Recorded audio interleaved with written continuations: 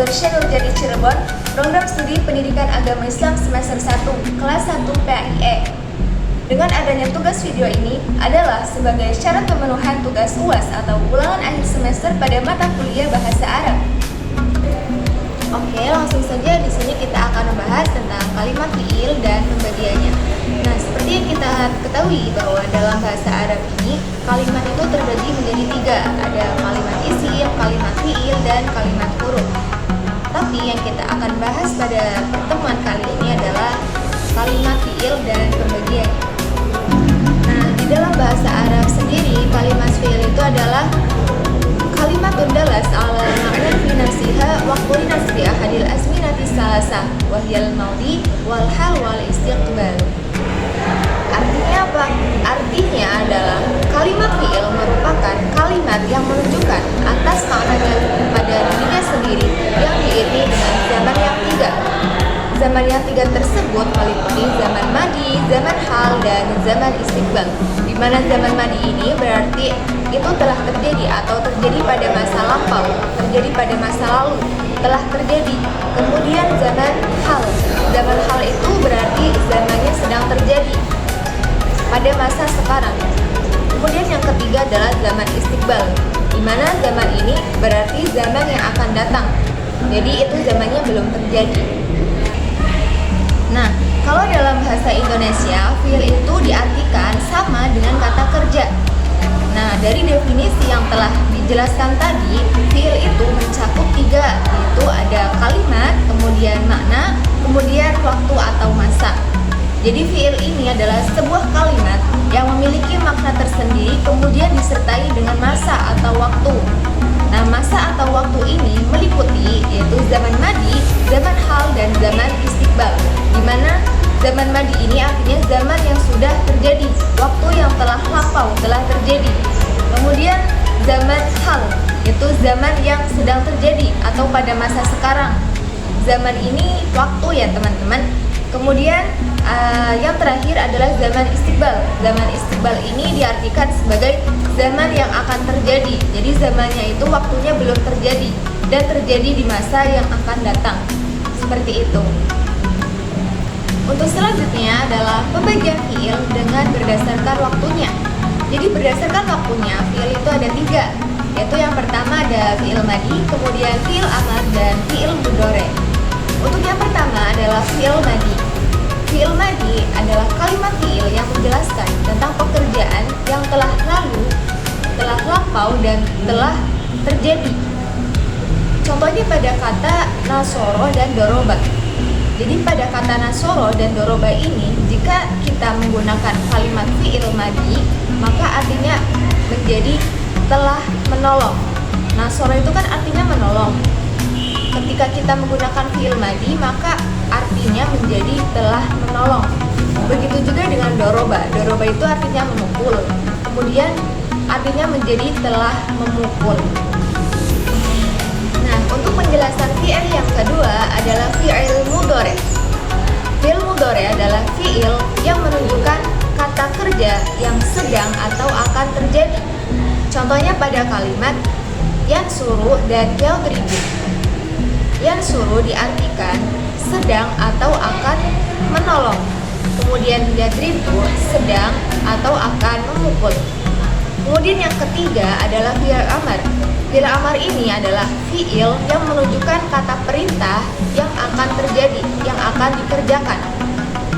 Contohnya unsur dan idrib. Unsur itu berarti tolonglah dan idrib berarti pukullah. Jadi ada tambahan kata lah. Nah, itu adalah pembahasan terkait dengan fi'il dan pembagiannya. Selanjutnya adalah kita akan membahas tentang anwa'ul jumlah, macam-macam jumlah. Jumlah ini dalam kaidah nahwu diartikan sebagai kalimat. Jadi anwa'ul jumlah itu adalah macam-macam kalimat. Dalam kaidah nahwu juga jumlah itu terdapat 2 bagian, yaitu yang pertama adalah jumlah ismiyah, yang kedua adalah jumlah fi'liyah. Kita akan bahas satu-satu dari jumlah-jumlah tersebut. Nah, sepintas kita bisa menebak bahwa pada kedua jumlah tadi kita bisa tahu bahwa jumlah ismiyah ismiyah itu pasti terdapat unsur isimnya. Dan pada jumlah fi'liyah ini pasti terdapat unsur fi'ilnya. Nah, apa sih pengertian dari kedua jumlah tersebut? Definisi dari jumlah ismiyah adalah makanas masbuqatan bi ismin. Makanas, apa-apa yang keberadaannya itu masbuqatan, didahului bi ismin, oleh isim. Jadi artinya adalah kalimat atau jumlah yang didahului oleh isim. Contohnya adalah Ahmadu maridun, Ahmad sakit. Seperti yang kita ketahui bahwa kalimat atau jumlah yang disebutkan tadi itu diawali kata-kata Ahmad. Dan seperti yang kita tahu bahwa Ahmad itu adalah nama orang.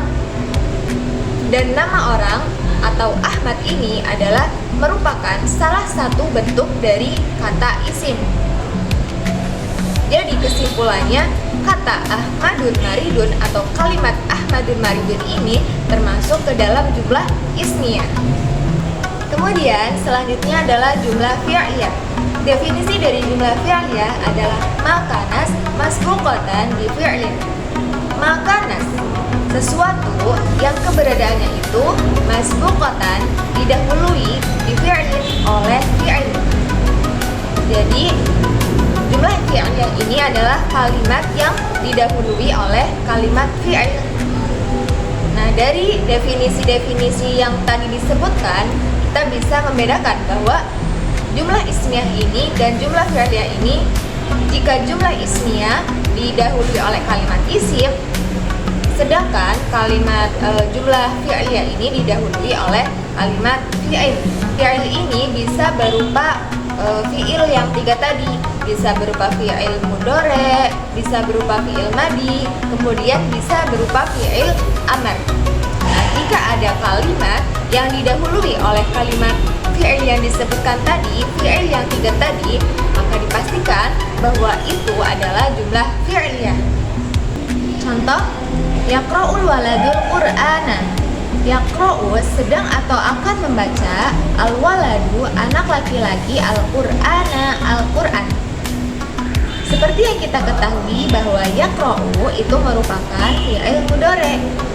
Jadi artinya adalah anak laki-laki itu sedang atau akan membaca Al-Qur'an. Karena yaqra'u ini merupakan fi'il, yaitu fi'il mudhari, maka kalimat tadi itu bisa dikatakan jumlah fi'liyah. Untuk pembahasan yang ketiga adalah pembahasan tentang adad dan ma'dud. Nah, apa sih adad dan ma'dud itu?